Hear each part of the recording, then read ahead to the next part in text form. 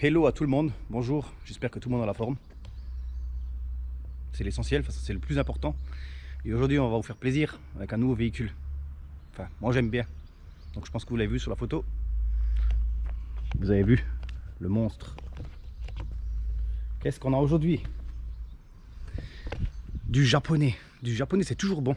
Enfin moi j'aime bien les japonaises. C'est cool. On a une 350Z. C'est cool, ça fait un joli...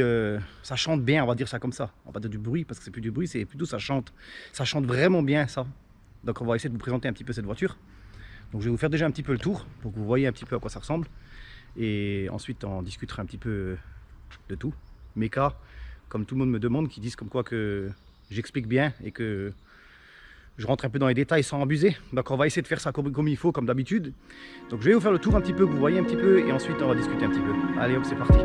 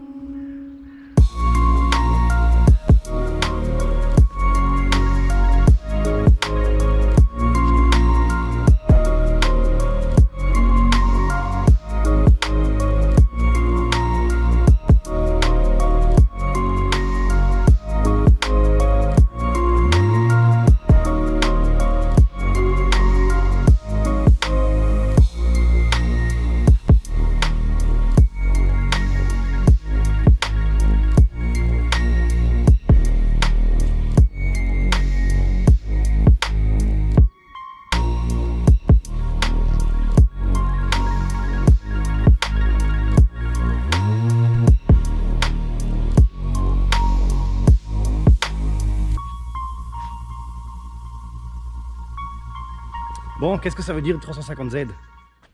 350Z, il y a 370Z, 350, 3 litres 5, 370, 3 litres 7, 3 litres 5, V6. Donc là, on a une 350. Le 3 litres 5 V6, en fait, il provient de la Nissan GT-R. La base du bloc moteur, c'est la base de la Nissan GT-R, sauf qu'il n'y a pas de turbo dessus. Donc il n'a pas d'assistance respiratoire, évidemment. Il est cool, il est en boîte manuelle. J'aime bien les boîtes manuelles. Mais il y en aura aussi des boîtes auto, on n'a pas le choix. Aujourd'hui, avec ce qui se passe, on est obligé de passer sur les boîtes auto. Beaucoup de voitures sont en boîte auto, mais là, on reste aujourd'hui de nouveau en boîte manuelle. Après, ce fameux V6 de la GT-R, tout le monde connaît un petit peu les vidéos de YouTube partout. C'est le son qui est vraiment très bon. C'est vraiment excellent. Pourquoi le son il est bon de cette voiture? Pourquoi ça chante comme ça? Un peu, entre guillemets, comme un VR6. On va vous montrer ça, pourquoi ça chante comme ça. On va vous montrer ça. Alors,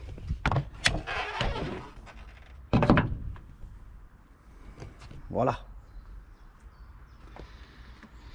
La fameuse bête, ce moteur V6.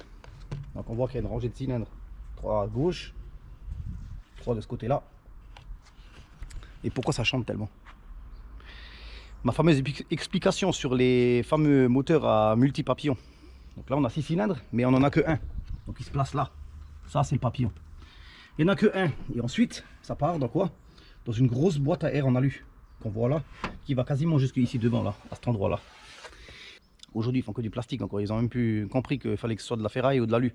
Ça résonne dans l'alu. Et le fait de cette résonance, c'est comme les fameux moteurs VR6 des Golf 3. Ils ont une énorme boîte en alu.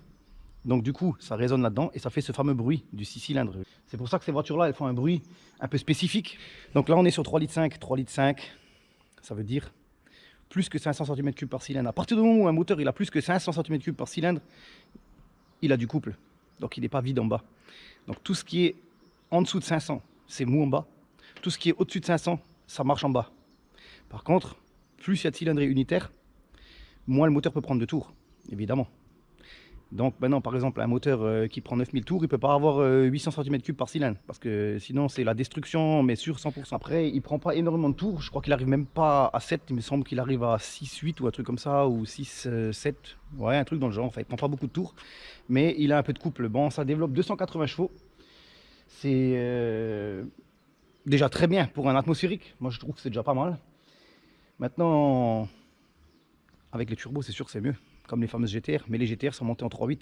Donc 3.8, ils rattrapent encore du couple, ça charge les turbos plus tôt, et quand les turbos ils chargent, ben voilà, ben là c'est fini, il n'y a plus de commentaires possibles. C'est sûr que là, le truc qui s'envole, là c'est en aspiration naturelle, comme on appelle ça.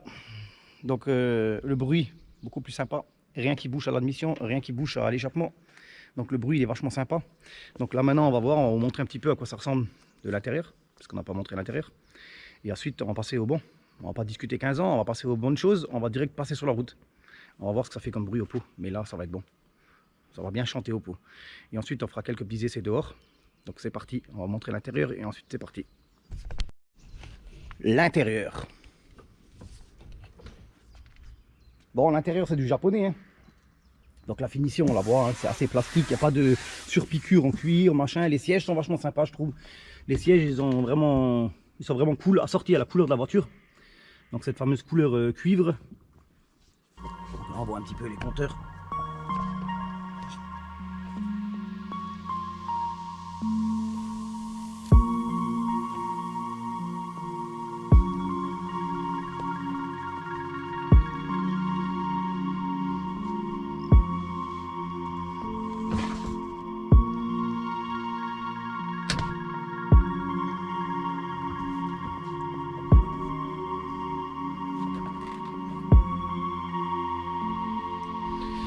Bon, aujourd'hui on est nouveau sur une boîte manuelle. Une boîte manuelle 6 rapports. Le 0 à 100 là-dessus, je crois qu'il est quand même assez rapide. Il me semble, si c'est de tête, il me semble, si je raconte pas de conneries, 5,5 ou 5,4, un truc dans le genre. Donc pour 280 chevaux, pour une boîte manuelle, c'est déjà très rapide. Ça prend 250 km/h bridé.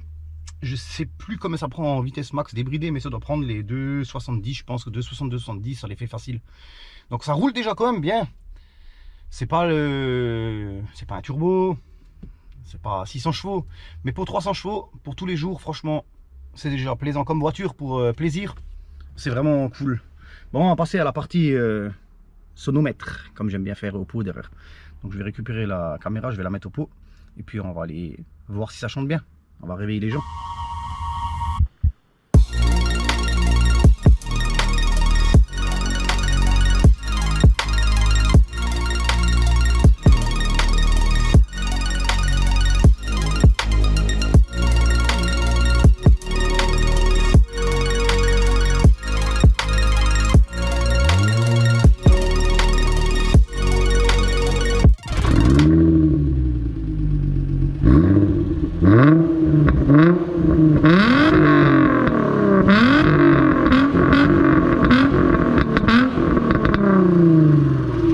Allez hop, on va voir ce que ça donne devant, mais ça chante bien.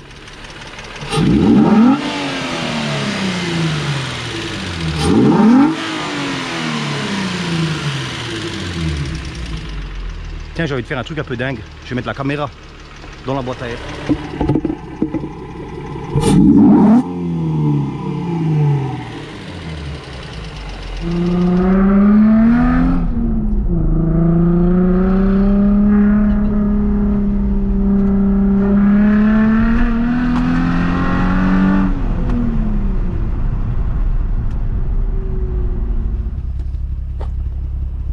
Comment que ça chante un V6?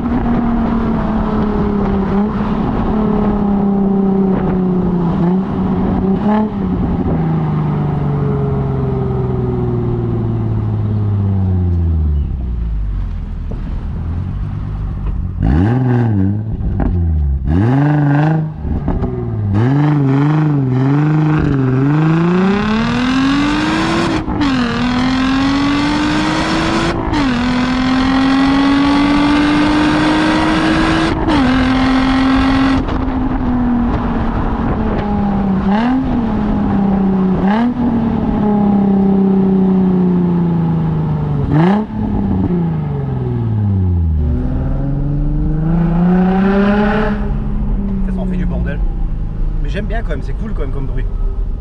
C'est plus comme les moteurs en plastique d'aujourd'hui, là où ils ont des collecteurs en plastique, des échappements en plastique, des culasses en plastique, des bielles en carbone.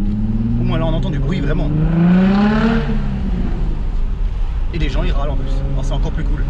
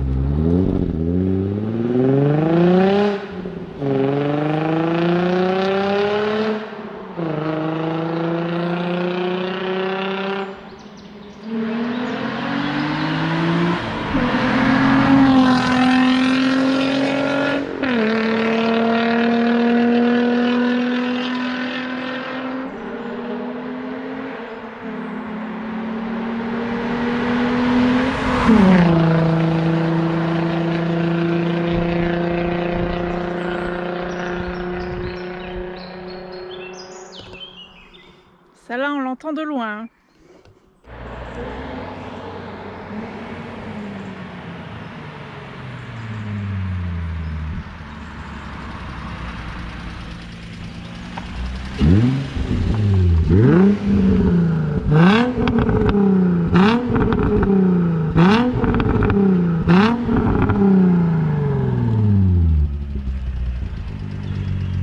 Ça chante quand même bien les V6 japonais là.